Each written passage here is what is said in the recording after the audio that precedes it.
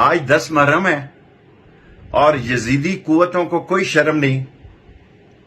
انہوں نے 4 گاڑیوں کے ساتھ میرے اسلام آباد کے گھر میں ریڈ کیا ہے اور لال حویلی میں سفید کپڑوں کی ایک پوری پلٹون بھیجی ہے.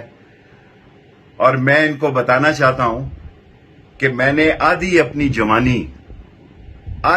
جوانی جیل میں کاٹی ہے اور آوارہ کلاشن کوفوں میں 7 سال قید ہوئی ہے. میں جیل سے گھبرانے والا نہیں ہوں.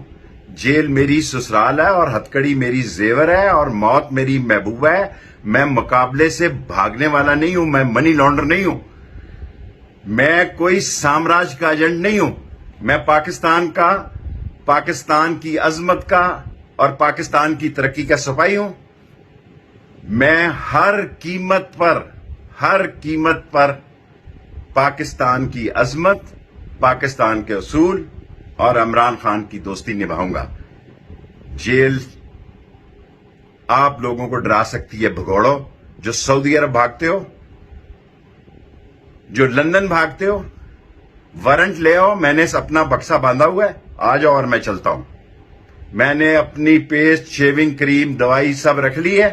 آ جاؤ. لیکن اگر وارنٹ کے بغیر میرے گھر میں داخل ہوئے تو میں ساری قوم کے سامنے یہ ریکارڈنگ کرانا چاہتا ہوں.